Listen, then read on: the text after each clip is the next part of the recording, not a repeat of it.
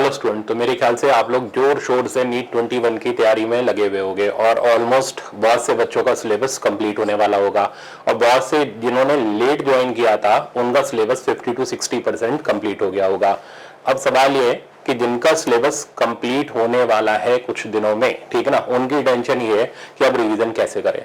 और जिनका syllabus almost 50-60% completion की तरफ है तो उनका क्वेरी है कि अब सिलेबस कैसे आगे कंप्लीट करें, ठीक है ना, फिर रिवीजन कैसे करें। और एक दो छोटी छोटी रिक्वेस्ट और है कि अगर हम आगे का पढ़ते जा रहे हैं तो हम पीछे का भूलते जा रहे हैं, सर इसका क्या सोल्यूशन है। तो आज सब चीज का सोल्यूशन आपको इस वीडियो के अंदर मिल जाएगा। तो बहुत टाइम बाद मैंने वीडियो डाली है पर इसके अंदर सबके लिए सब कुछ है और पूरे ध्यान से आप इस वीडियो को देखना। तो मैं आपके लिए एक नई स्ट्रैटेजी के साथ रिवीजन लेकर के आ रहा हूं और वो है 2 फेज रिवीजन स्ट्रैटेजी। अभी 2 फेज रिवीजन स्ट्रैटेजी है क्या, किन किन बच्चों के लिए ये 2 फेज रिवीजन स्ट्रैटेजी है। तो सब बच्चों के लिए, चाहे आपका सिलेबस कंप्लीट होने वाला हो या फिर आप आधा सिलेबस कंप्लीट कर चुके हो तो भी आपके लिए स्ट्रैटेजी काम की है। आप टेस्ट सीरीज के स्टूडेंट हो, आप मेरे को यूट्यूब पे फॉलो करते हो, आप सेल्फ स्टडी कर रहे हो, हर तरीके के बच्चे के लिए ये 2 फेज रिवीजन स्ट्रैटेजी काम की है। अब ये है क्या, देखो इसमें सबसे पहले हम एक पॉइंट को डिस्कस करते हैं कि रिवीजन के लिए आइडियली किन किन चीजों की जरूरत होती है। फिर मैं आपको बताऊंगा कैसे करके आप किस स्टेज पे हो तो आपको किस तरीके से रिवीजन को स्टार्ट करना चाहिए। तो सबसे पहले हम लोग डिस्कस करते हैं आइडियल रिवीजन के लिए क्या क्या चीजों की जरूरत होनी चाहिए। तो आइडियल रिवीजन वो रिवीजन माना जाता है जिसमें सारे के सारे इंपॉर्टेंट कंसेप्ट हमारे वापस से रिवाइज हो जाए। अगर हम भूल रहे हैं तो उसको देख करके कम से कम टाइम के अंदर हमारी वो चीज रिवाइज हो जाए। दूसरी चीज, उसमें not to be miss topic, मतलब जो एग्जाम के लिए एक्सपेक्टेड टॉपिक है वो बिल्कुल भी ना छूटे, क्योंकि वो छूट गए तो फिर एग्जाम में आ गया तो फिर करेंगे क्या। तीसरा, हर तरीके के क्वेश्चंस की, ठीक है ना, डिफरेंट डिफरेंट टाइप, ये नहीं बोल रहा मैं हजारों क्वेश्चन की नहीं, हर तरीके के क्वेश्चंस की, ठीक है ना, हम बात कर रहे हैं यहाँ क्वांटिटी की नहीं, क्वालिटी ऑफ क्वेश्चंस की। तो हर तरीके के क्वेश्चंस की हमारी प्रैक्टिस होनी चाहिए। तो क्यों, अब बहुत से बच्चे कहेंगे सर एग्जाम तो बहुत सरल आया। नहीं, एग्जाम कोई भी आसान नहीं होता तो सब सिलेक्ट हो गए होते। वो क्या होता है, जब हम पेपर देखते हैं तो हमारी ज्यादातर नजर उन क्वेश्चंस पे पड़ती है जो हमें पहले से आते होते हैं, ठीक है ना, तो हमें लगता है क्वेश्चन आसान है। बट जब एग्जाम में देने बैठते हैं तो दिक्कत क्या आती है कि बहुत सारी सिली मिस्टेक्स होती है, क्वेश्चन जो आते हैं वो गलत हो जाते हैं, ठीक है ना, और जिन क्वेश्चंस को हम नहीं कर पाते वो एक्स्ट्रा प्रेशर बिल्डअप कर देते हैं, जिससे पेपर में जितना स्कोर हमने करना चाहिए उतना नहीं कर पाते और सिलेक्शन के चांसेस रिड्यूस हो जाते हैं। तो ये तो बोलो मत पेपर आसान है, पेपर आसान तब होगा जब हमारा सिलेक्शन हो जाएगा, ठीक है ना, तब हम मानेंगे कि हमारा पेपर आसान था। अगर हमारा सिलेक्शन नहीं होता तो हम ये नहीं कह सकते भैया पेपर आसान था, तो फिर क्यों सिलेक्शन क्यों नहीं हुआ। फिर आप ये एक्सक्यूज मारोगे कि सर वो सिली मिस्टेक, अरे भैया पेपर आसान नहीं है, वो तब बोलना जब सिलेक्शन हो जाएगा, ठीक है ना। तो हम मान करके चल रहे हैं हमें पेपर के लिए फुल एफर्ट लगाने हैं। तो मैं तीसरे पॉइंट की बात कर रहा था कि हमें हर तरीके के क्वेश्चंस की प्रैक्टिस होनी चाहिए, चाहे वो सिंपल क्वेश्चन हो, चाहे वो ट्रिकी क्वेश्चन हो, चाहे वो हमारा कंसेप्ट बेस्ड प्रॉब्लम हो। तो हर तरीके के प्रॉब्लम की हमारी प्रैक्टिस होनी चाहिए, तब जाकर के आइडियली हमारा रिवीजन माना जाएगा कि हमने सही से किया है। चौथी इंपॉर्टेंट बात, उसमें सारे के सारे ट्रिक बेस्ड प्रॉब्लम होने चाहिए। ट्रिक बेस्ड प्रॉब्लम मतलब जिनको लगाने में जनरली अगर आप कंसेप्ट से लगाओ तो ज्यादा टाइम लगेगा और अगर उसकी ट्रिक आपके पास है तो ऑब्वियसली उसको 15-20 सेकंड के अंदर खत्म करके चल सकते हो। पांचवी चीज, ये सबसे इंपॉर्टेंट है, इसके ऊपर मैं आपको एक बात बताता हूँ। मैंने जितने भी मेरे सिलेक्टेड स्टूडेंट थे लास्ट ईयर के जिनके मेरे पास फोन आए तो मैंने उनसे जब बात की तो एक कॉमन चीज निकल करके आई। मैंने उनसे पूछा कि भाई सिलेक्शन में आपका सबसे इंपॉर्टेंट चीज क्या चीज थी, किस चीज की वजह से आप सिलेक्ट हुए। आपके फिजिक्स के अंदर 175, 178, 170 मार्क्स आए और अभी आप गवर्नमेंट कॉलेज में हो, ठीक है ना, तो क्या ऐसी चीज थी जिसकी वजह से आपका सिलेक्शन हुआ। तो उन्होंने कहा सर हमने सिली मिस्टेक्स कम से कम करी, ठीक है ना। मैंने कहा ऐसा क्या, अब खैर मेरे को पता है कि कैसे करके सिली मिस्टेक्स को कम करते हैं, बट वो स्टोरी मैं आपको सुना रहा हूं ताकि आप उससे रिलेट कर पाओ।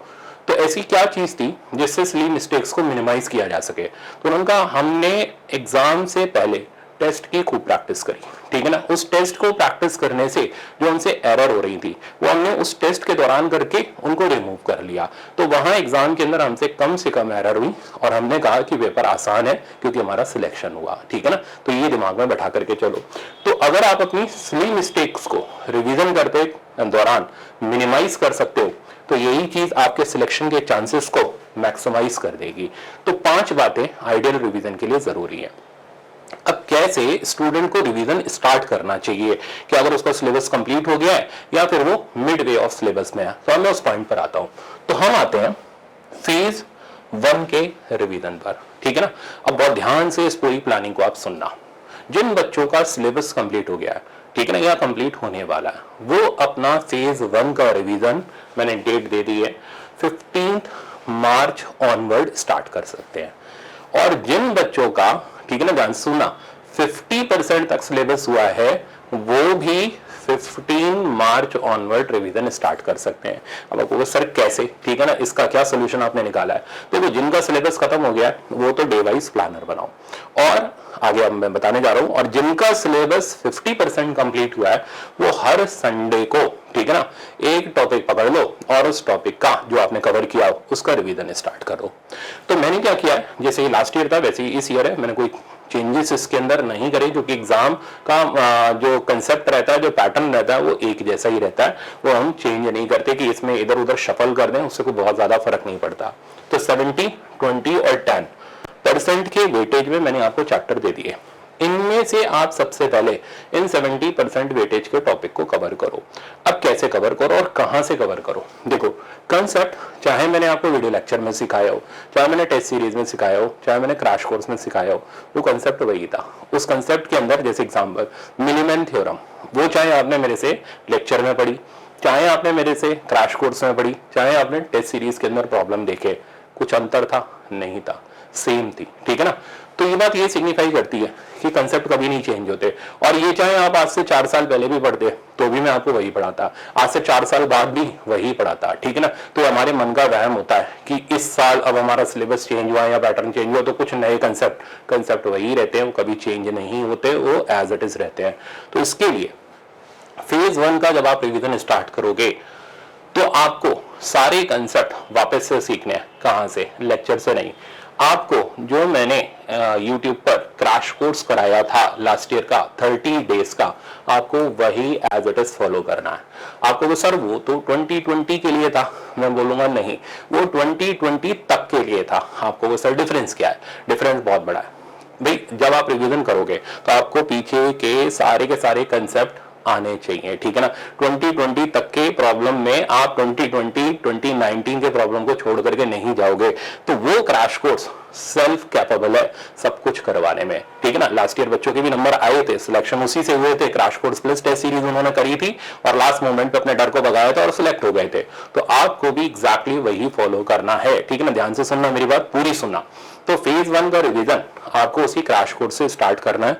डे वाइज अपना प्लानर तैयार कर लो, और जो बच्चे 50% कंप्लीशन पर है वो संडे के संडे अपना टॉपिक उठा करके उसको रिवाइज करो। अब कैसे करना है उसकी डिटेल आगे है। तो पहले तो 70, 20 और 10% के वेटेज में अपने टॉपिक्स को ब्रेक कर लो। आप इधर उधर शफल भी कर सकते हो, ऐसा कोई बाउंडेशन नहीं है कि नहीं आपको वर्ड टू वर्ड यही चलना है, बट इसको तो जरूर कर लेना, इसको आप छोड़ना मत, ठीक है ना। इसमें से सीएम, कोलिजन और रोटेशन बाद में कर लेना, इलेक्ट्रोस्टैटिक पहले कर लेना, वो चॉइस आपके ऊपर मैंने छोड़ी, ठीक है ना। अच्छा, अब एक और बेनिफिट की बात मैं आपको बता रहा हूं। जिन बच्चों का भी आधा सिलेबस हुआ है, ठीक है ना, उनकी एक बड़ी कॉमन क्वेरी है कि सर अब हम किस तरीके से कोर्स को कंप्लीट करें, हमारे सामने करने के लिए बहुत सारी चीजें हैं, तो हम क्या क्या चीजें लगाएं, डीपीपी लगाएं, क्वेश्चन बैंक लगाएं, कहां से क्वेश्चन को प्रैक्टिस करें। बहुत सिंपल सोल्यूशन देता हूं। देखो, अगर आपका रे ऑप्टिक्स नाम का यूनिट बाकी है, ठीक, मैं बोलूंगा कि आप उस रे ऑप्टिक्स को क्रैश कोर्स से कवर कर लो, ठीक। आता फॉर्मूला बेस्ड प्रॉब्लम है, 2-2.5 घंटे के अंदर रे ऑप्टिक्स मजेदार तैयार हो जाएगा, और फिर उसकी टेस्ट सीरीज के क्वेश्चन से प्रैक्टिस कर लो।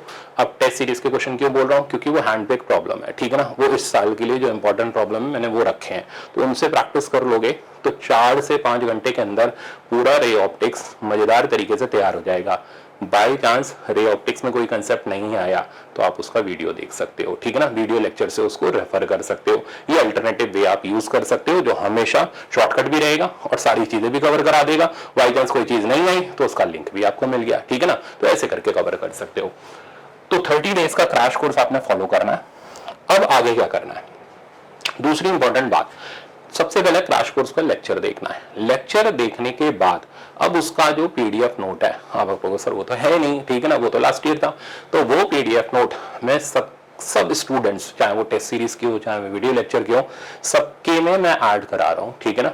एक दिन के अंदर ऐड हो जाएगा, ये नहीं कि अभी तुरंत भाग गए कि सर ऐड हुआ कि नहीं हुआ, तो एक दिन का टाइम लो, एक दिन के अंदर वो चीज ऐड हो जाएगी। तो वो सबके सिलेबस के अंदर मैं ऐड करा रहा हूँ। अब उसे करना क्या है, आपने लेक्चर देखा, उस लेक्चर के बाद आपने पूरे क्रैश कोर्स के पीडीएफ नोट से जो भी मैंने प्रॉब्लम लगवाए हुए हैं उन प्रॉब्लम को प्रैक्टिस कर लेना है। इससे क्या होगा, पूरा का पूरा लेक्चर आपका स्ट्रांग हो जाएगा, ठीक है ना। अगर आप पूरा कोर्स कर चुके हो तो आपके लिए रिवीजन का काम करेगा, और अगर आप 50% करो तो आपको वो चैप्टर बहुत फटाफट से कवर करा देगा, ठीक है ना। तो इस तरीके की स्ट्रैटेजी आप फॉलो करो। तो आपको वापस से उस लेक्चर के नोट से जो भी क्वेश्चन है उनको प्रैक्टिस करना है। अब तीसरी चीज पर आते हैं। अब साथ में आपने प्रीवियस ईयर क्वेश्चंस को जरूर कर लेना है। अगर आपने पहले छोड़ दिए थे, ठीक है ना, तो अब मत छोड़ो, अब प्रीवियस ईयर क्वेश्चंस को जरूर लगा लो, ठीक। अब आपको सर एनसीईआरटी, वो मैं आगे बताऊंगा, वो सस्पेंस है, अभी मत खोलो। तो प्रीवियस ईयर क्वेश्चंस को आपको सॉल्व करना है, ठीक है ना। कितने ईयर तक के, बहुत बच्चे पूछते हैं, तो 10 से 15 साल तक के आप प्रीवियस ईयर क्वेश्चन लगा लो। बहुत ज्यादा 30, 40, 50 साल के पुराने लगाने की जरूरत नहीं, इतने साल पहले तो नीट भी नहीं होता था। तो 10-15 साल के प्रीवियस ईयर क्वेश्चन आप लगा लो। अच्छा, अब क्या करना है, अब आपको सबसे इंपॉर्टेंट पॉइंट, सिली मिस्टेक्स को रिमूव करना है। वो कैसे होगी, देखो आपके पास टेस्ट सीरीज है, वो आप बहुत से बच्चों ने खरीद के रख ली है, तो खरीद के रखने से सिलेक्शन नहीं होता। अब आपको उस पर काम करना है। अगर आपने ये कर लिया तो आप 21 में सिलेक्ट हो जाओगे, और अगर आपने नहीं किया तो फिर क्या होगा, वहां जाकर के सिली मिस्टेक करोगे, फिर कहोगे पेपर तो आसान था पर हमसे गलतियां हो गई। नहीं भैया, पेपर नहीं आसान था, तुमने गलतियां करी इसलिए तुम्हारे ऊपर भारी पड़ गया।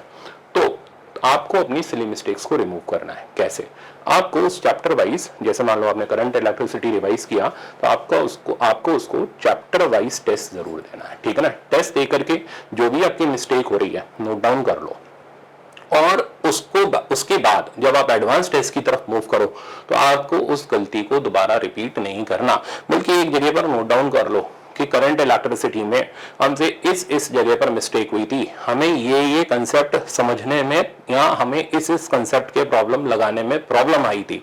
तो क्या होगा, फाइनली जब आप फेज 2 का रिवीजन मेरे साथ कर रहे होगे तो उस वक्त ये सारी चीजें हम डाइल्यूट कर देंगे, रिमूव कर देंगे, और आप बिल्कुल एरर फ्री हो जाओगे। एरर फ्री तो बोलना गलत है, आप मतलब कम से कम एरर करोगे और सिलेक्शन के चांसेस को मैक्सिमाइज कर लोगे।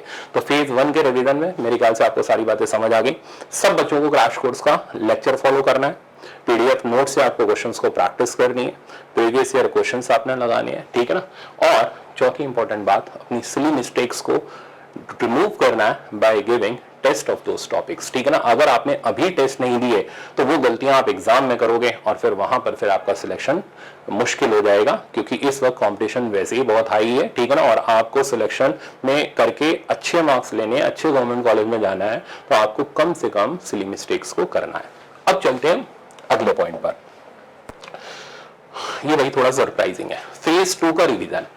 तो फेज 1 का रिवीजन तो ऑलरेडी क्रैश कोर्स का यूट्यूब पर मौजूद है। फेज 2 का रिवीजन ये मैं आपको इस साल कराऊंगा वापस से नए सिरे से यूट्यूब पे, सबके लिए फ्री ऑफ कॉस्ट। इस फेज 2 के रिवीजन के अंदर जो भी नीट 21 के अंदर एक्सपेक्टेड प्रॉब्लम्स होंगे या जो भी चीजें होंगी, अब ये मैं अब सारा सरप्राइज अभी नहीं खत्म करूंगा, हम उसको बहुत धूमधड़ाम से लगाने वाले हैं। कुछ ऐसे सरप्राइजेस रहेंगे जो लास्ट ईयर नहीं थे, बट इस साल आपके लिए मैंने वो रखे हैं, ताकि आप उन चीजों को लगा करके नीट के अंदर सिलेक्शन लाओ और अच्छे से अच्छे मार्क्स से आप अपने गवर्नमेंट कॉलेज के अंदर जाओ। तो बहुत कुछ सरप्राइजिंग फेज 2 के रिवीजन वीडियो के अंदर रहने वाला है, और वो फेज 2 रिवीजन वीडियो, ठीक है ना, यहाँ फेज 2 की रिवीजन सीरीज फेज 1 के जस्ट बाद स्टार्ट हो जाएगी, ठीक, और वो सबके लिए रहेगी। मेरे ख्याल से अगर आप फेज 1 और फेज 2 के दोनों रिवीजन बहुत अच्छी तरीके से कर लेते हो तो आपको सिलेक्ट होने से कोई नहीं रोक सकता। आपका फिजिक्स के अंदर अच्छे से अच्छा स्कोर आएगा। तो अभी तक की सारी चीजों को समराइज कर लो। फेज 1 का रिवीजन आपको यूट्यूब से करना है, फेज 2 का रिवीजन आपको मेरे साथ करना है, ठीक है। क्रैश कोर्स के जो नोट्स हैं वो सबके कोर्स के अंदर ऐड हो जाएंगे। कोर्स की वैलिडिटी सबकी बढ़ जाएगी, भाई अभी डेट नहीं आई तो मैं कहां से बढ़ाऊं, तो एक साथ बढ़ जाएगी। आपको उसकी चिंता लेने की जरूरत नहीं है, टेंशन लेने की जरूरत नहीं है।